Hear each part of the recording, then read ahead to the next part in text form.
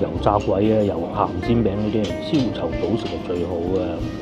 睇上去呢個都幾靚。呢個咧就係艇仔粥啦。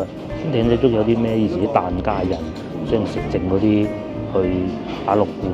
聽見布拉腸咧，覺得奇怪喎，布都可以拉腸，第一次聽。咁其實咧原來啊〜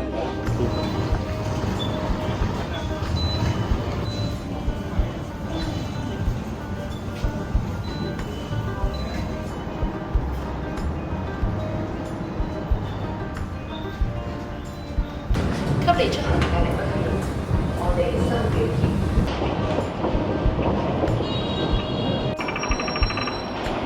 早晨，各位觀眾，而家差唔多8點半。今日係星期一，咁啊上星期五咧就同大家講過話，想去食銀記腸粉喎嚇，擱置咗。夫人話要飲茶，不過冇問題嘅，好彩嗰餐茶好飲。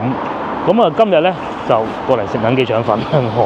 我前邊咧往右轉就係東川路，我今日去東川路食銀記腸粉，好少過嚟呢邊啊。以前經常嚟，依家少咗好多，一個月都過唔到嚟呢邊一次啊。咁啊，因為最大嘅原因咧就係前邊修路啊，修建地鐵啦，好墟冚。咁啊，去食咗早餐再講。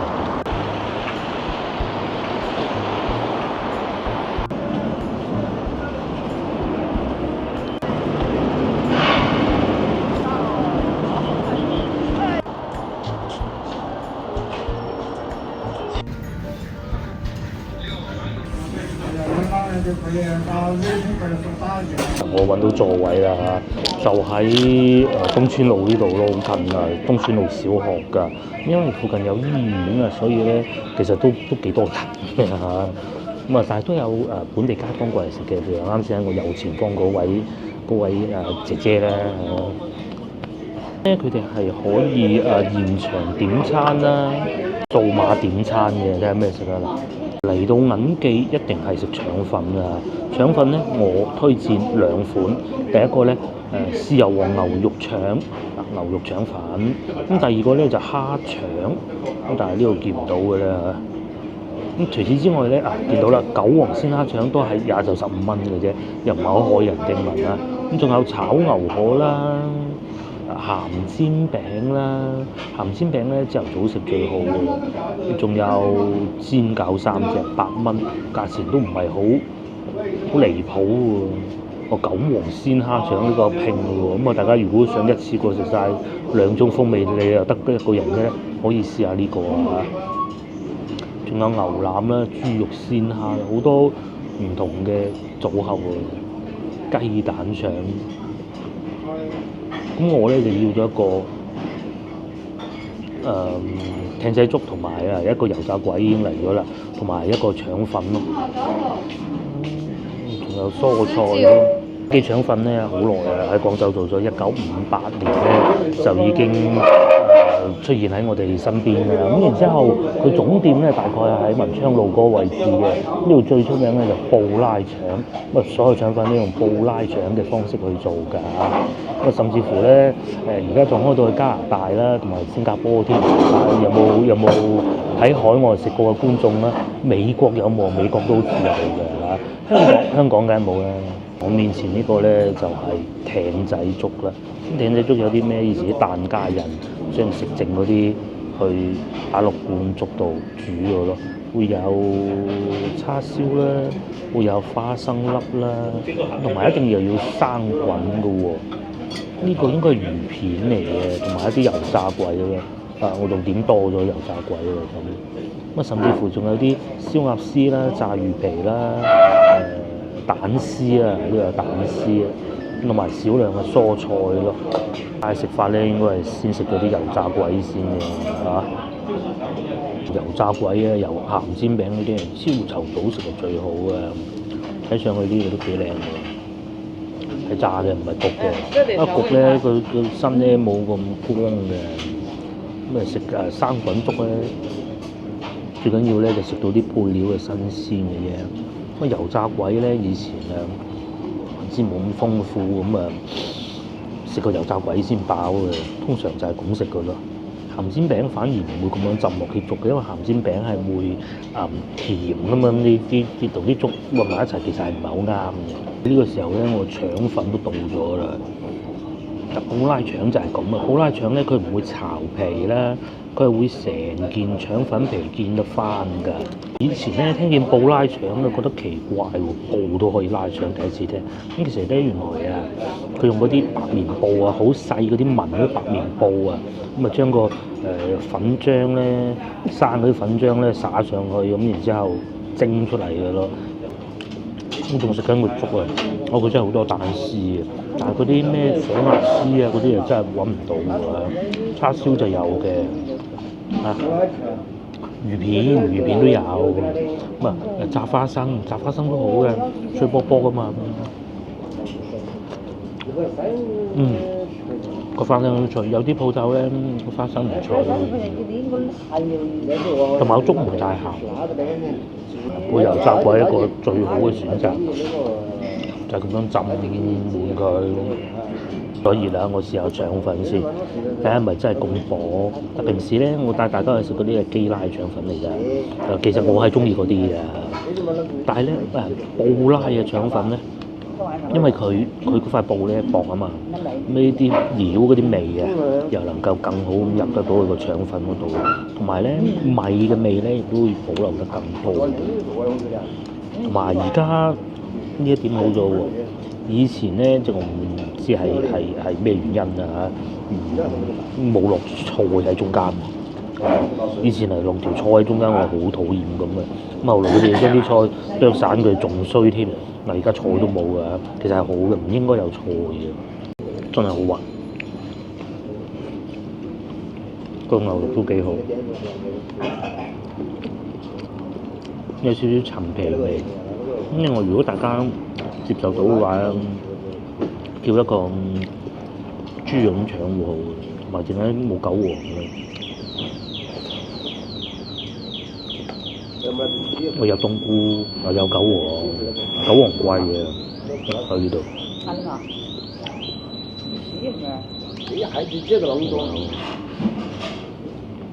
咁布拉嘅腸粉咧就係咁樣㗎，會散嘅，唔似話平時我哋去食嗰啲華輝啊嗰啲咧，佢華輝嗰啲咧你可以成條夾起等落口嘅。如果你筷子功好啊，呢啲係唔得嘅，係會咁樣一路夾一路散，係正常嘅。食飽啦，我走咗出嚟，因為呢度近醫院啊，所以咧其實係本地街坊唔算太多嘅比例。包括咧有啲人咧喺裏邊咧，因為佢可能唔係好懂規矩啊，對住個天又打黐啊，又唔揞鼻啊咁嗰啲咧，係嘛？所以我都係冇食晒就出嚟啦嚇，肉酸酸咁。又係嗰個望住我嗰個啊，我鬧佢，我話你整，當然佢唔識聽我講咩。我先講啲好嘅先，好嘅就係第一，佢冇再落菜，我好憎塞條菜入去咁樣，唔應該係咁嘅，唔應該係咁嘅，係咪？第二就係佢嘅油炸鬼好脆，不過呢個應該係只限於朝頭早，同埋佢唔係焗嘅，因為好多油炸鬼焗出嚟嘅，嗰啲點鬼樣食啊？因為佢焗出嚟咧，佢係會裏邊好多嗰啲麵粉啊。即係佢唔係脆，佢唔係個皮一咬落去就脆，裏邊咧就會索到啲汁咁啊！嗰種焗係唔會嘅，係不能夠做得到嘅。嗱，呢兩點我非常之滿意，同埋價錢其實都唔算太貴嘅嚇。我諗到第三個，咁其他咧我就彈下啦，唔好意思啊，我好少會咁嘅。第一，佢個大名係好大嘅 ，OK， 好大啊！大家都應該知道銀記呢個字。咁但係咧，因為佢可能想做多啲加盟，好明顯呢間店都係加盟嘅。加盟嘅意思就係點咧？佢老細就話個員工攞隻左手拎個碗粥就左手拎，攞隻右手拎個碗粥就攞右手拎。咁佢哋嘅裏邊係一種點情況咧？通常我哋去啲連鎖式餐廳，即使係就算唔係連鎖都係原記腸粉，就原記腸粉，點你都着件工作服，笠一笠啊，佢係冇嘅，全部咧就着便服嚇嗰啲工作人員。其一，但係佢有戴口罩嘅 ，OK。咁呢個其一嚇，第二就係人啦。咁人你可以唔揀呢間嘅，但係咧呢一間咧我就唔好推薦大家揀嚟呢度食。喺廚房人咧，即係都係嚟探病啦、睇病啦嘅人啦，係啊，咁龍蛇混雜，我就只能講到咁啦，譬如好似先頭嗰個咁啦。咁你最起碼翻到去老城區，我同你講啊，就算阿伯啊喺嗰個茶樓一路煲住嗰啲，佢都唔會阿姐，就係咁。哇！仲要對住我呢邊喎，咪掘住佢咯，咪鬧佢咯，鬧都冇用啦，我費事索多兩啖咁咪走先，係嘛？而且又唔係好食到無與倫比，真係有少少失望啊嚇，有少少失望。大家一路有睇我頻道就知道啦。咁可能大家會好啲啦嚇，我又唔係話一竹竿打死全部都係唔得嘅，唔係啊！先頭我講嘅幾樣都好嘅，同埋可能始終都係因為呢間分店一來又要搭台啦，邊坐又唔係好舒服。佢都唔係佢個布拉腸係做得幾好嘅，呢個真嘅，呢個無可厚非。同埋食起身咧，佢雖然大家會見到布拉腸係比較散，但係都係好有米香味嘅嚇。配料都足，唔貴，15蚊。好冇？大家如果中意食緊嘅腸粉嘅話，可以去第間試下。不過咧，都係嗰句啦。你最好去翻直營店啦，譬如話文昌路口嗰間啦，或者係上下九嗰間啦。佢做咗好多年，似啲加盟呢啲就係配料係公司配送，跟住佢自己砌啫嘛，係嘛？咁就係咁啦，係咪？落幾多唔理嘅，因為公司可能冇管得咁細啊。廢話少講完啦，我哋行街。秋冬天氣真係好擔心嘅，黐線嘅咁樣喺嗰度嚟打黐，邊嘢係人都冇咁做啦，啊傻嘅，講起身而家個頭都有少少痛添。大家想坐得舒服啲啊，少啲閒雜人等，多翻啲本地街坊。咁咪呢啲咯，我同你講啊，廣州人咧係好詐忌，因為試過幾次嗰啲大病咧，嗰啲傳染病咧，係就算真係喺個茶樓食煙嗰啲阿伯都唔會咁樣對住個空氣嚟打乞嗤啊，係好過分嘅一件事情嚟嘅，你知唔知啊？仲惡劣過通街都係口水啊！好講佢啦，我哋忘記佢啊嚇。嗱，剛剛行過東川路面前呢個東華西路，咁大家如果有熟知附近嘅交通狀況啊、地面啊、方向嘅，就知道東華西、東華東，咁啊一路行過去咧就東山口啦。咁如果呢個東華西繼續往西邊行嘅話咧，就可以去得到文明路、文德路、北京路咁樣嘅。咁原來咧呢條路咧又有段古嘅喎。咧文化大革命嗰陣啊，咁啊即係響應國家號召，一定要革命，係咪？一定要將一啲舊有嘅東西撇除咗去。咁其中一樣咧就係改咗學校嘅名同埋路名，尤其係路名。譬如話我哋而家行緊呢條路，當時就改過。有冇觀眾知係改咗咩名？文化大革命期間，1966年到1976年咧，咁啊當時啊廣州掀起咗一個改名路名改名嘅風潮啦嚇。咁主要咧有政治色彩嘅咧有幾種嘅，會有個紅字啦，紅色個紅 ，OK， 有個衛啦，保衛個衛，個東啦，東南西北個東，同埋個反修反修就少啲啦嚇，呢個路名。咁但係其實先後呢個咧係通常連我都會記得有部分聽過㗎嚇。咁啊，一路到81、82年啦，我出咗世啦，咁佢哋就決定要將啲名改翻過嚟，咁好明顯同我出世其實就冇關係嘅，因為已經改革開放啦，嗰段時間已經過咗去啦，咁啊開始要揾食啦，咁啊即係改翻啲路名佢，咁啊唔使一日就講住鬥爭如何啦嚇，個細節我就唔展開啦。我哋面前呢條路咧，當時勁啦，叫延安路，係啊，延安。即係因為係一個革命嘅地名嚟㗎，咁啊延安路沿住呢度一路去，甚至乎去到大南路啊，都會叫延安路，咁啊成條都叫延安路都唔得㗎。通常咧廣州啲路名咧分咗幾種嘅，一按方向啦，即係東南西北東華東、東華西、東華南、東華北都係有嘅。咁第二個咧就係1、2、3、4，譬如話中山路啦，中山一路、中山2路咁樣。咁當時呢度咧就叫延安路，一路去到大南路就叫做延安4路嘅。當時有冇喺度住過？仲係叫延安路嘅，咁我其實唔知啊，我都係後尾睇翻啲資料先知嘅啫。而且我細個咧住大南路噶嘛，其實當時都未聽過㗎嚇，阿爸阿媽都冇講，因為嗰段歷史都可能不想提啦，不想再提啦，係嘛？不過咧嗱，講翻轉頭咧，我哋屋企喺嗰個年代咧就冇乜受過苦，因為點解好鬼窮啊？因為我阿爺好早就走咗㗎啦，咁啊基於各種原因，基本上都冇乜事嘅啦，可以咁講。因為窮咁啊窮就得㗎啦，喺嗰個年代都唔知係好事定壞事嚇。仲有我哋最耳熟能詳嘅龍津路，龍津路都改個名嘅。龍津路咧就感覺上好聽啲咧，就叫向陽路，向住個太陽咁解，咁都幾好嘅。龍津路、龍津西路一路到惠福路，嗱龍津東路繼續往嗰、個應該係東邊嚟嘅嚇。呢一日行咧，佢咪會去到惠福路嘅。嗰度都係改咗名啦，咁啊再行就大南路嚟㗎啦，起義路嚟㗎啦。咁啊起義路就唔改喎，因為冇問題嘅，廣州起義啊嘛嚇，冇問題嘅呢個就唔係文革嘅產物嚟嘅，建國嘅產物。咁佢就會叫做向陽路，咁啊向陽一路、向陽二路啊、向陽三路，再翻去惠福西路。咁啊向陽路個名都相信大家應該明啦嚇。應該就係一個咧，就係、我哋成日去拍攝影片啊，上下九嗰邊啊。咁啊，上下九嗰邊咧就以前啊叫向秀麗啊，向秀麗路、秀麗路。咁啊，向秀麗紀念嘅一個廣藥裏邊廣藥集團啊，裏邊一位女工為咗保護呢個國家嘅財產喺佢嘅年齡裏邊就犧牲咗佢嘅性命啦。咁啊，一個好感人嘅故事。咁咧，所以有見及此，就將上九路、下九路啦、恩寧路啦，大家有跟我影片係睇過啦嚇。上九路咁啊，大概近人民路啦，人民路近惠福路嗰個方向啦，係咪？大德路嗰個方向啦，咁正啊。咁一路行啊，上九路、下九路就會去到嗰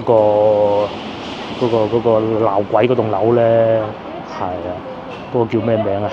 嗰個叫做上下九個廣場咧嚇。咁啊，然之後咧就一路再去到恩寧路，到而家嘅永芳嗰度嘅，咁啊叫向秀麗紀念向。仲有啲相對比較冷門嘅嚇。其實我都真係未聽過呢個，反而其實先頭嗰幾個我都係聽過，尤其係秀麗路係聽得最多，因為老婆都會講俾我聽，因為佢喺間公司做過嘅，係啊，佢哋仲會貼住好多關於呢位英雄嘅事蹟嚇，佢哋公司嘅時候。咁咧仲有紅書，紅色個紅書本個書，通常會有咩光孝路，係啦，咁多佛寺都係改你名啦，係嘛？咁啊，仲有咩咧？紫航路、詩書路，哇！咁有詩意嘅路名，而且係同以前嘅古仔有關係噶嘛，係咪？咁啊，佢留翻個書嘅已經算好難啦。嗰個年代係咁嘅，冇辦法嘅，即係你唔可以用而家嘅眼光去睇嗰個年代。就正如如果用當時嘅眼光睇而家年代，都覺得哇！即係咁都得嘅咩？係咪？不使講啦嚇。咁啊，仲有紅書中路，其實咧就係天成路。咁啊，通常咧我哋廣州啲路名啊，好多時候詩意㗎。當你譬如結婚嘅時候咧，以前冇咁塞車㗎。咁啊，結婚嘅時候有架車，咁啊，梗係要兜下個廣州城㗎嘛。咁啊，你就會好多路名㗎啦。會有啲咩啊？盤福路唔算啊，其實有個福字都算㗎。幸福路算其中，不過幸福路唔係舊名嚟嘅，係新啲嘅名嚟㗎。咁啊，惠福路啊都可以去下啦。仲有啲咩啊？仲有天成路啦，佳偶天成啊嘛。咁啊，路名咧亦都係反映到好多本地文化，即係會改名嘅。即係就好似阿羅大佑嗰首歌咁咧。如果真係改成咁，你哋香港觀眾會唔會成個跳起啊？嗱，全部揾晒喺度嘅。咁啊，仲有一個咧，長壽路啊！我知我好多觀眾都係喺長壽路嗰邊，長壽東、長壽西。咁嗰陣咧就改個叫曙光路啊，即係好有曙光咁啊，就應驗翻先頭我所講嗰個改名規則啊，對於一啲光啊、係啊，陽光啊咁樣啊，係嘛？叫曙光路。咁去到81、82年左右啊，基本上就全部已經改翻晒過嚟，慢慢改，咁要申請噶嘛，係嘛？有一個咧，我揾得到嘅咧，又係比較冷門嘅，就德政路。嗱，德政路呢個名咧，係紀念以前一個曾經管過廣州嘅一個將軍啊，好似係咁嘅。佢又係德政噶嘛，德政佢好記啊，同埋鼎政兩條街啊，德政路。咁啊，以前係叫咩？就叫立新路。啊，係啊，立即係破舊就立新，用翻立新呢度咯，係啊。咁啊，又仲有盤福路啦，以前叫白雲紅路啦。咁啊，荔灣北路啦，咁喺荔灣北路就算改得少噶啦嚇。去到81年嘅時候咧，就冇咗荔灣北路呢個名啦。咁啊，呢啲應該我覺得同革命係冇乜關係，同文化大革命冇乜關係嘅嘢。荔灣路就冇咗荔灣北路啦。以前好耐之前有個觀眾問過我，而家荔灣北路仲喺唔喺度啊？咁我當時我都查過資料，其實就荔灣路還在，但係荔灣北咧就冇噶啦嚇，冇荔灣北呢個名噶啦，咁咯。我每日都會經過揸車，就係嗰個修路修咗18年嗰條路啊，即係嗰個隧道過湖嗰個隧道咧，我個老婆唔係我個女仲喺個老婆個肚嗰陣咧，開始見肚嗰陣咧，嗰度開始封路啦，去嗰度體檢啊嘛，個老婆到依家個女都已經自己識去香港，自己去做暑期工啦，都唔知幾時整好，聽講話今年年底喎，係啊，好難得啊，好啦，咁啊基本上咧就講過啦。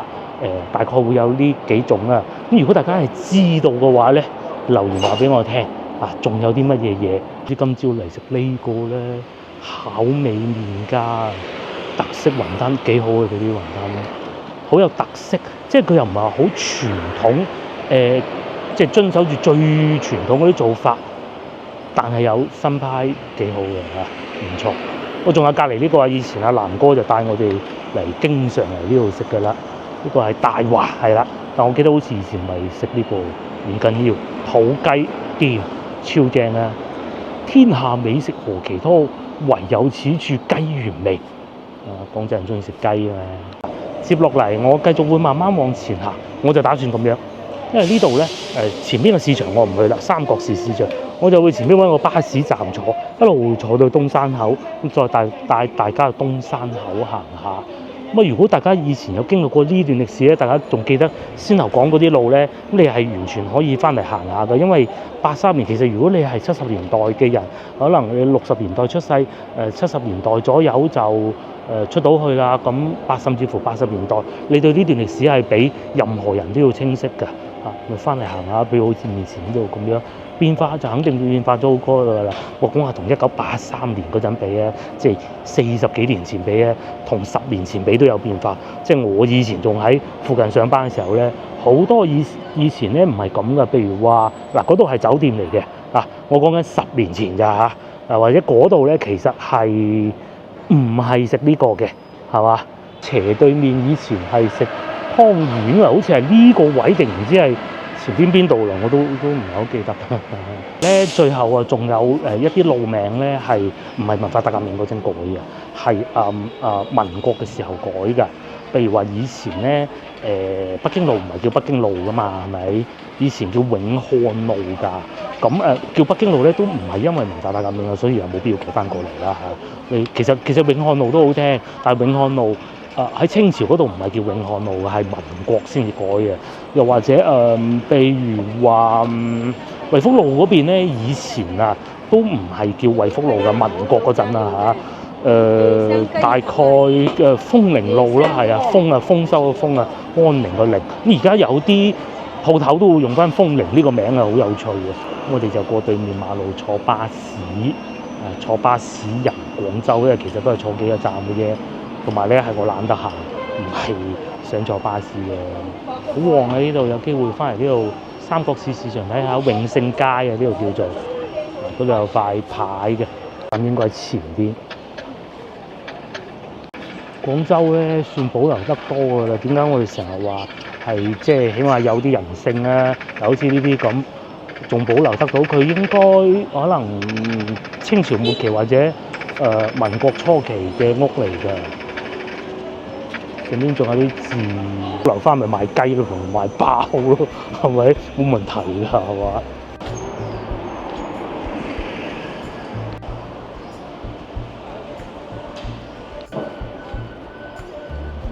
呢度仲有一個停車場，即係佢哋工作人員使用定係嘅公眾可以使用㗎啦嚇，都搞咗一段時間，但係應該唔可以擺得好多車。呢度仲有巧紅美食，巧紅都好嘅，真幾好嘅。不過上星期講過食銀記個心癢癢咁啫嘛，佢啲種都唔錯嘅巧紅。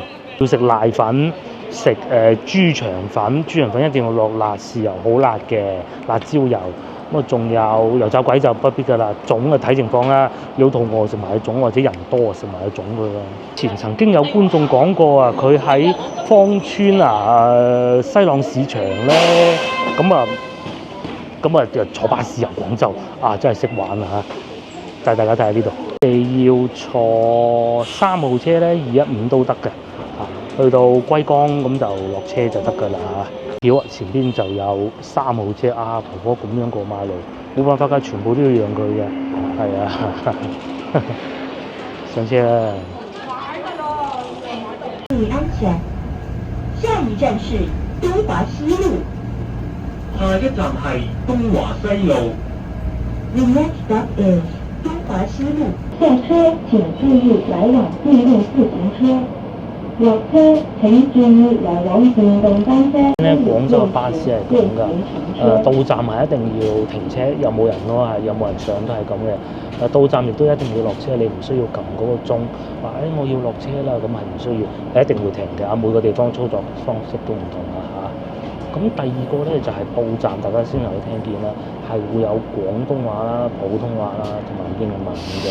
咁廣東話我相信大家已經足夠使。即係我哋而家坐緊呢個3號線巴士咧，其實係會一路去到多寶路嘅，完全咧就可以好似早幾日咁啊，我咪去多寶路嗰度食嘢同我老婆，有時間又喜歡咁樣行下睇下，但係又唔想行，尤其如果可能我夏天仲有力㗎嘛，坐住個巴士慢慢睇。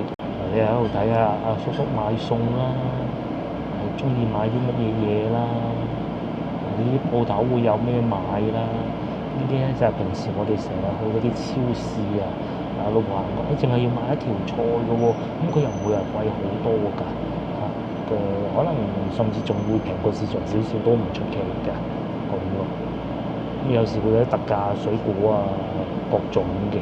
東華東路線。至於鏡頭嘅正前方咧就係東川路啊。咁就係先頭我去食粥嗰度咯，呢度啊，逐行大概10分鐘左右啦就會到。不過咧嗱，廣州啲巴士就咁㗎嚇，因為咧市政府咧限佢速㗎，佢唔可以開得太快嘅，而且佢每一次啟動咧仲要再踩得一次剎車先可以喐得㗎，所以係會比較慢嘅。佢唔似香港巴士，香港巴士真係好爽啊，好有效率㗎。咁睇下想選擇邊樣咯。究竟係效率定係安全？因為廣州咧長者多啊，個個都係好慢嘅，咁你覺得巴士快唔掂㗎嘛？因為以前廣州巴士出過啲幾鋪大嘢啊，即係好大嘅事故咧，同埋老城區你睇下呢啲路點開得快啊？好多都係開放式嘅道路啊，唔似香港好多係封閉道路咁啊，咁解咯。是中華民族的傳統美德，請勿有時請勿外放聲音，謝謝。請乘客坐好扶穩，注意安全。下一站是東華東路。下一站係東華東路。The next stop is 東華東路。倡導文明出行，請排隊乘車。另外咧，廣州啊，咁啊，如果係達到某個年齡嘅本地居民咧，應該係70歲同埋65歲。65歲咧就半價，咁啊，但係一定係要用嗰張卡先得嘅，咁啊，即係等於香港嘅樂悠卡嗰種啦嚇。咁啊，如果到70歲咧，全部都免費，但係都係要揸住嗰張卡去拍卡嗰部機，咁啊，司機哥哥就會俾你上車㗎啦。咁所以咧，你會見得到啊，朝頭早時段咧，好多人咧都係長者坐唔使錢啊嘛，係咪先？去公園行下都好㗎。琴晚經過先頭嗰堆騎樓咧，而家我哋嚟到東華東、東華西啊、東華南、東華北嘅交界啊。呢個附近地鐵站叫東咁啊，前邊咧就東山口呢啲嘅地鐵站咯。咁啊，其實行路都唔係話行唔到去嘅。嚟到呢邊咧，左手邊就會有好多咖啡店啦開始。咁如果你喜歡嘅話咧，中意睇騎樓，其實喺呢個站落車都已經係得㗎啦。呢個叫東華東路，先頭我哋上嘅係東華西路 ，OK。就咁一個落車就得㗎啦，就唔會有人催你嘅喺廣州就。到最後咧俾錢嗰方面啊，你如果遊客你梗係唔會有任何羊城通嗰啲，有就最好啊冇問題。如果冇嘅咧，你攞呢個 WeChat 啊打開嚟掃嗰個碼咁就得㗎啦。落車啦，咁喺個車上邊咧係會有一個收銀嗰個位咧係會有個碼㗎，到咗嗰個碼咧佢就會跳咗出嚟呢個畫面㗎啦。銀箱收銀箱隔離就會有㗎啦。咁我建議咧就係如果人太多咧，即係你喺身上邊咧準備少少散紙先。人太多就唔好搞，因為始終都唔係太好嘅。人少嘅時候咧就慢慢搞。你一掃佢咧，佢就會有指引，逐步過去話俾你聽究竟係點樣用得到㗎啦。咁咧最終咧你就會見到呢個畫面，呢一撳去乘車，允許。佢都叫城市通嘅東西啦，咁啊出咗嚟啦嚇。咁佢有個不停跳動嘅二維碼，就算你而家掃啲二維碼都唔會扣得到我錢嘅。咧亦都會寫住你有咩支付方式咯。左上角羊城通、嶺南通，咁啊中間呢個就係銀聯嗰張卡啦嚇，右邊就係電子支付咯。我試過啦，係Apple Pay 係唔得嘅至少我未試過得或者都會得，我唔識啫。咁啊，第二個咧就係我俾一個推薦大家，如果大家我唔想咁複雜，但係我咧又俾少少錢都冇所謂啦，俾啲按金，即使係預存，我成日會嚟㗎。俾一個推薦大家，估你係會經常翻嚟內地廣州啊、深圳好似都得嘅，係啦。咁啊就可以使用呢個叫嶺南通嘅 app。咧你裝咗佢之後咧，就買一張羊城通，擺喺你個蘋果手機嗰度，記住都幾複雜㗎嚇。前提你有蘋果手機啦，同埋你會經常翻嚟廣州啦、深圳啦、大灣區啦都用得到㗎。就係咁樣走埋去就得㗎，好似八達通咁，冇咩唔同嘅。便利店七仔咧、7咧買嘢都得嘅，咁好方便㗎嚇。但係個前提就係你要擺錢落去咯，擺錢落去咁你就冇得退嘅。同埋要俾按金買嗰張卡咯，咁睇你點樣選擇，就唔使又開個二維碼，包括坐地鐵都係，我而家都係就咁揸住個拍咁嘅過嘅，佢自己會認得到嘅。咁快咧，就前邊就係龜崗㗎啦，嗰度好快嘅啫。就唔知點解司機哥哥喺呢度落嘅咧，就唔重要啦嚇。因為咧嚟東山口咧，其實有兩個入口嘅，第一個喺東華東路呢度入去，前邊轉左就係龜崗。第二個咧就喺外邊地鐵站嗰度入嚟。你喜歡邊樣都得嘅，兩個地方都唔遠㗎。邊咧就會再貼地啲，有啲本地居民喺度住下，食下早餐啊，食下牛腩粉啊，呢個新開添喎，仲要奧記牛腩，不過朝頭早都唔做嘅咧，又會芬芳甜品食煎餃啦，又得嘅。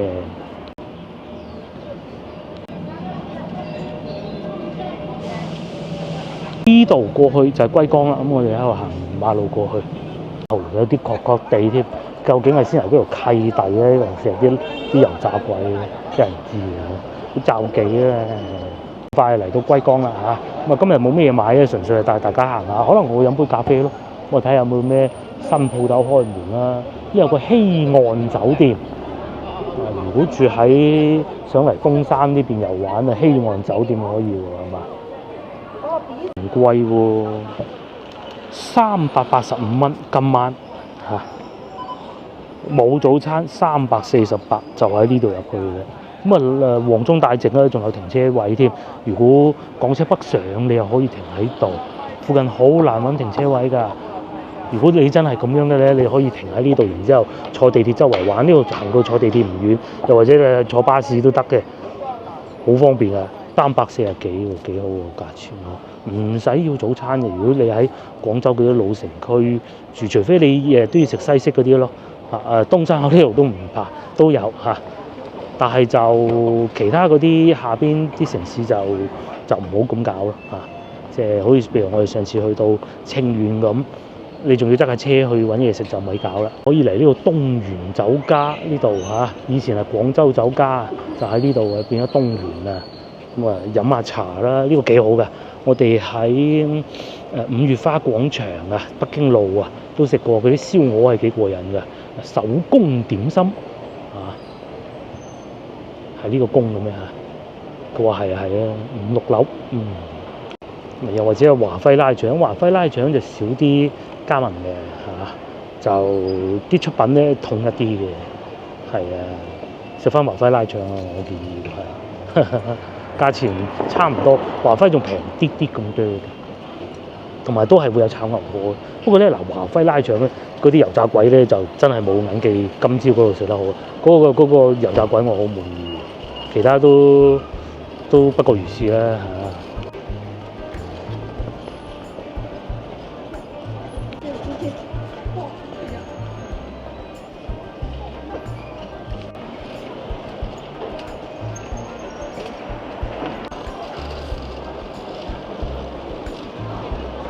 就係龜崗大馬路，通常啲美食都喺呢度附近㗎啦嚇。離開呢一段先咯，呢一段市場附近冇乜美食嘅啫。行前少少已經有幾間㗎啦。食麵啦，雲吞麵㗎啦，食包啦、蒸包啦，或者係西式嘅早餐啦，全部都有嘅。如果你係喺呢度住呢個酒店咁啊，朝頭早起身過嚟行下呢度又得，仲我是春秋係嘛？呢啲咧你係可以買翻去酒店慢慢嘆㗎，就內地嘅酒店係俾嘅嚇，咁你梗係唔好將呢啲汁啊灑落張被嗰度咧，梗係邊度都會追你收錢。但係如果唔係咧冇問題嘅，酒店甚至鼓勵你咁做嚇，係咪好有趣嘅咧？如果喺呢度你又係住嗰個酒店喎嗬，行去後邊咁又有東山湖啦，我哋會叫翻東山湖嘅，或者叫東湖咯。咁行下晨運下嗰度咧，就係啲以前嗰啲政府所在地啦，好多官員喺嗰度住嘅。咁當然有退休嘅。往前行就係東山口，咁咧嚟到前邊你睇到亞蒸麵嗰個叫咩麵家麵欄麵檔嗰種叫麵檔嚇。嗰度咁你往左轉或往右轉都係好多嘢行嘅。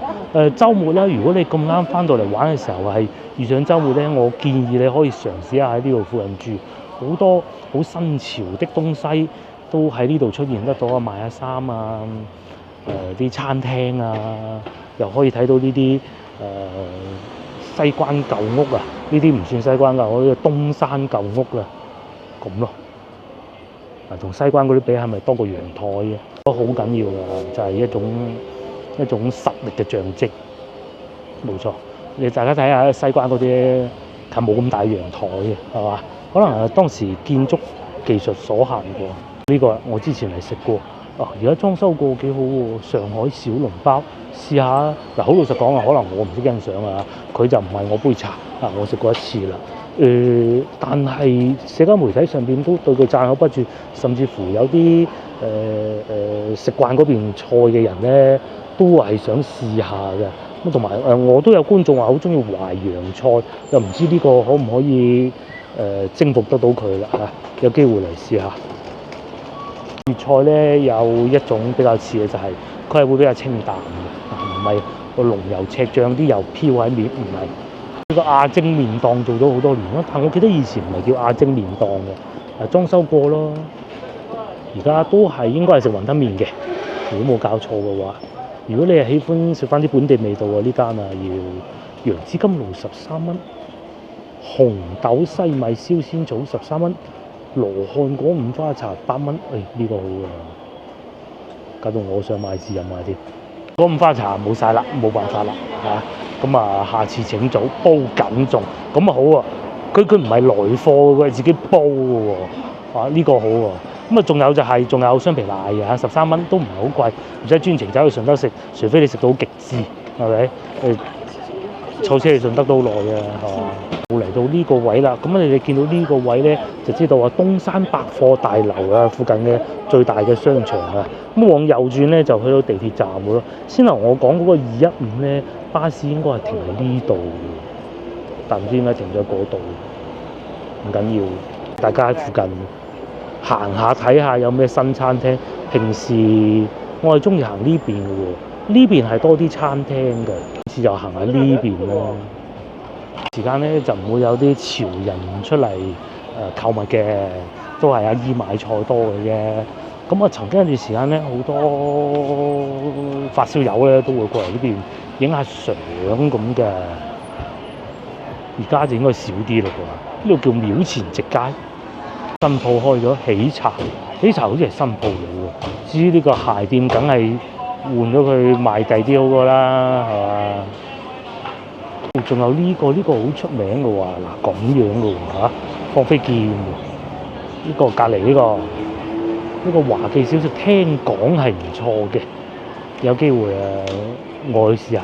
隔離仲有米芝蓮嘅喎。佢意思應該係香港嗰間係嘛？哦，睇到啦，米芝蓮沒有本店啊，係假嘅啊。不過佢寫住沒有本店。仲有腸粉店啦，麗銀腸粉其實都唔差嘅。而家雖然係一個由佢哋以前銀記啲員工開始創立嘅一個新嘅牌子啊。又有紅米腸啦。又有滑蛋飯啦、炒牛河啦，都有㗎。同埋個艇仔都睇上去仲幾正宗添，極願意相信先頭嗰間加盟，所以搞成咁。往前就係嗰兩間學校咯喎，同埋仲有蘭芳園啦，唔係香港嗰個蘭芳園啦，記住，因為其實佢哋係冇註冊㗎，冇問題啊。但係呢個蘭芳園都好正㗎，係啊，佢係廣州嘅牌子嚟嘅呢個蘭芳園。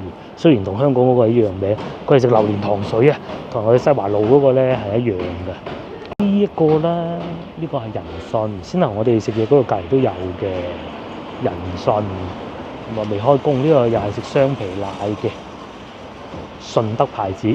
我仲有對面嗰個我食過一次啊，又係非常之好。澳門啊，澳泰美食啊，咁喺澳門都係有分店㗎，係啊，我食過一次啦嚇，就係幾特下嘅都仲。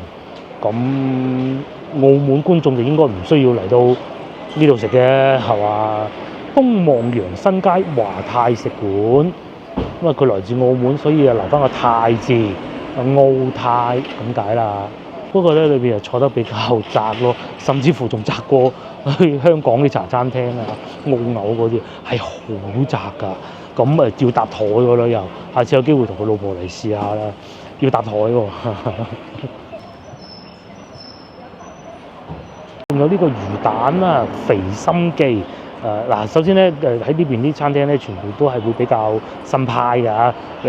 雲吞麵咧已經係算傳統㗎啦，即係冇話西關嗰啲坐低點碟菜，好少嘅。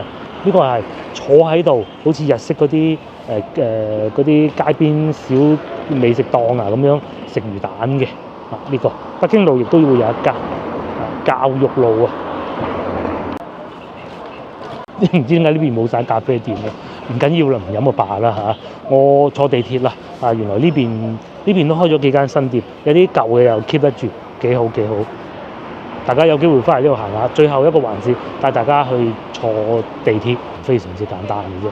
首先第一，你認住又係呢棟樓啊，呢棟叫做東百啊嘛，我哋會叫東山百貨大樓。喺前邊望右轉咁嘅地鐵站嚟㗎啦。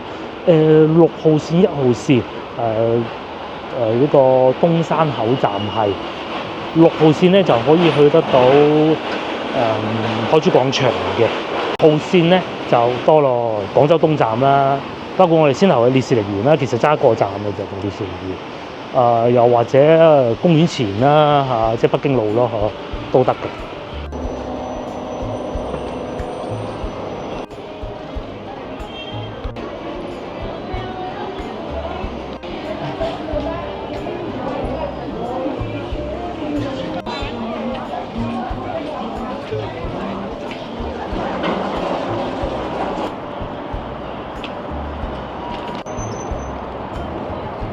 地鐵站就喺呢度，上咧就有手扶梯，落咧就要慢慢行。咁啊呢度咧，正如先頭所講啊，1號線、6號線交換。咁啊落到去同大家再講地圖。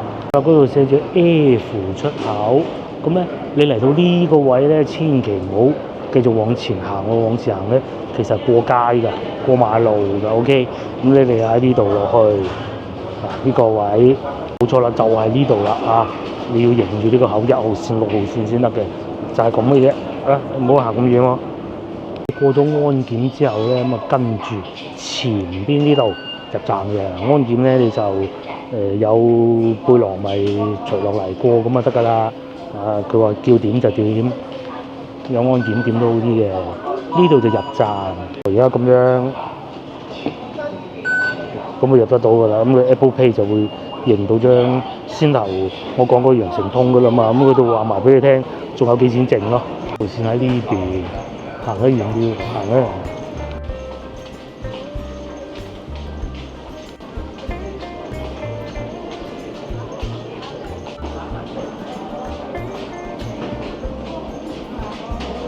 就係線路圖啦，咁啊呢個係冇燈㗎嚇。我哋而家喺1號線呢度，冇錯啦，呢度1號線列成聯龍港所西門口公園前就北京路啦。咁一路去長壽路就係多寶路啦嚇。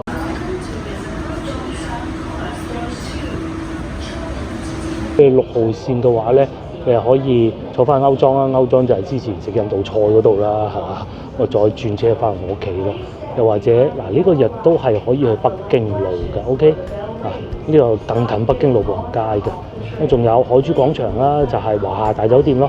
呢一德路就係海鮮街嗰度飲湯嗰度啦。咁文化公園就係上下九步行街啦。咁咧其實都幾方便。